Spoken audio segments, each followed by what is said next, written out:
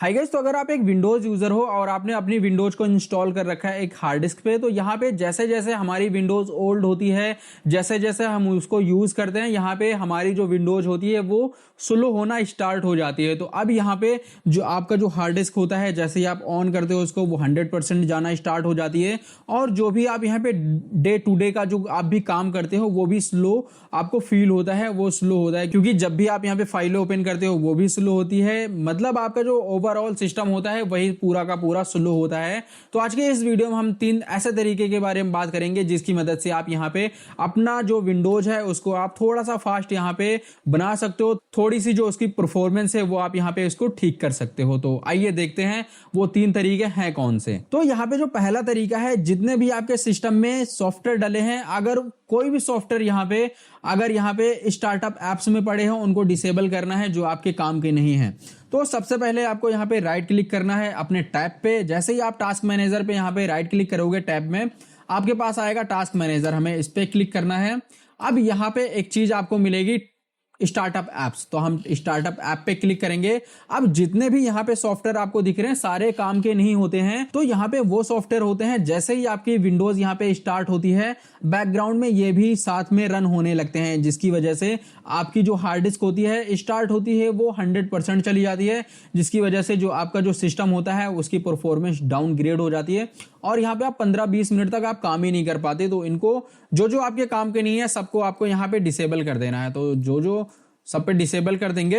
अब यहाँ पे डिसेबल करने के बाद ये आपका कुछ इशू जो है वो स्टार्टिंग में फिक्स हो जाएगा, लेकिन अभी यहाँ पे आपको और काम करने हैं। अब यहाँ पे जो हमने अपना जो कंप्यूटर है, जो स्टार्टअप में एप्स पड़े हैं उनको तो डिसेबल कर लिया, लेकिन यहाँ पे हमें अभी करना है इनकी परफॉर्मेंस को बूस्ट। तो जस्ट हम यहाँ पे दिस पीसी माई कंप्यूटर पे राइट क्लिक करेंगे जो भी आपके सिस्टम में होगा और जाएंगे हम यहाँ पे प्रॉपर्टीज में। अब जैसे ही आप प्रॉपर्टीज खोलोगे, विंडोज 10 में ये थोड़ा सा ग्राफिकल में थोड़ा सा चेंज हो सकता है, लेकिन सेटिंग सेम ही रहती है। तो यहाँ पे आपको मिल जाएगा एडवांस सिस्टम सेटिंग, हम इस पे क्लिक करेंगे और यहाँ पे आपको एडवांस मिलेगा।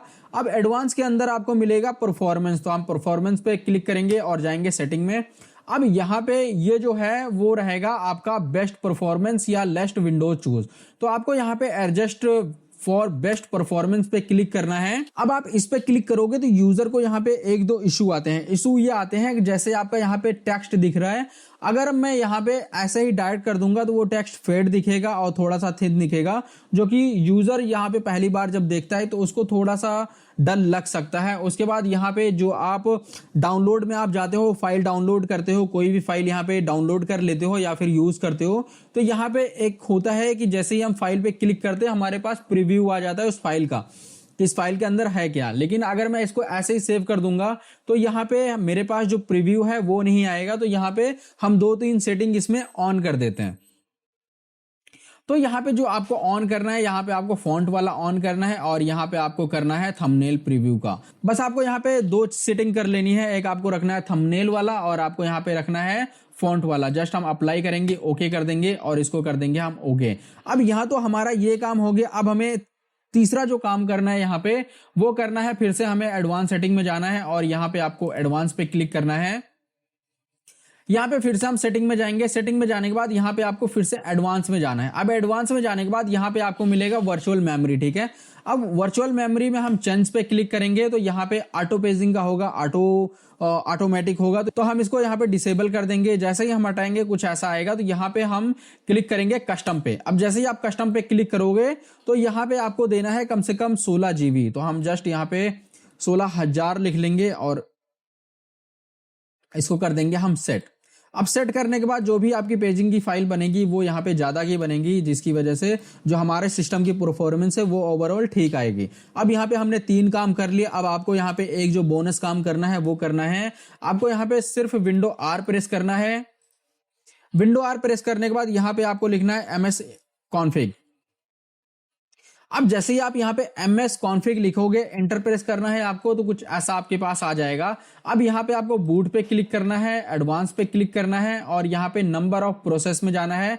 अब यहाँ पे आपको जितने भी प्रोसेसर होंगे सारे के सारे दिख जाएंगे। अब यहाँ पे जो सबसे लेटेस्ट होगा वो आपको सिलेक्ट करना है, ओके कर देना है और यहाँ पे अप्लाई करना है और ओके कर देना है और यहाँ पे आपको एक बार अपना सिस्टम रिस्टार्ट कर देना है।